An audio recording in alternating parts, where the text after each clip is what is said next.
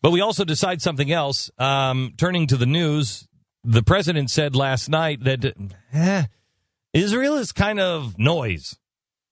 Kind of noisy. He doesn't have time to meet with any of the world leaders. We have now gone into 75 countries. Did you know that? We have secretly sent troops to 75 countries all around the world in the last 4 years. I wasn't aware of that.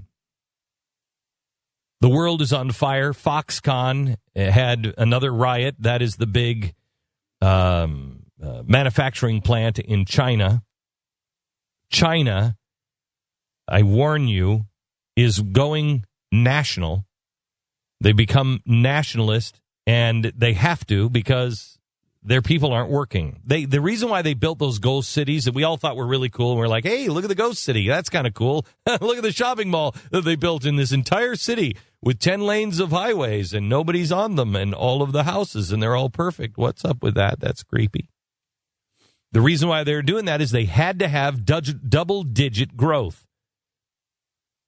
Now, they had to do that not to keep their economy alive, but to stay alive as a nation, because they knew their people were on the verge of revolting against the Chinese government. They knew that revolution was in the air. If they don't keep people in double-digit growth, if they don't continue to make new jobs, they will go into revolution.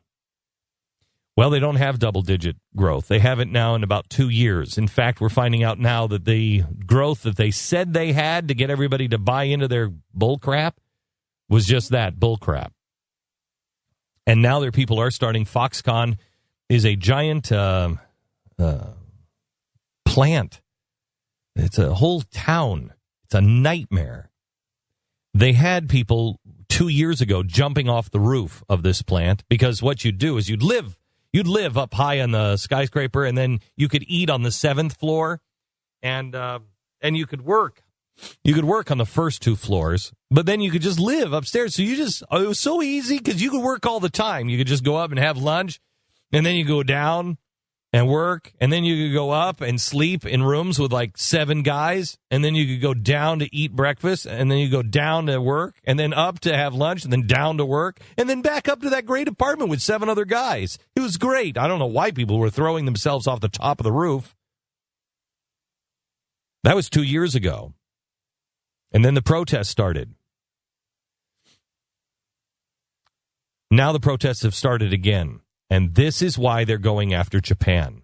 This is why when you see what's happening over in China with Japan, you should be very concerned, because this is the pattern of every world war. And we are going to be fundamentally transformed. Just like in World War I, the world was fundamentally transformed, and the great leader of the day, England, was changed. Nobody knew it until World War II, but the leader went from England to the United States.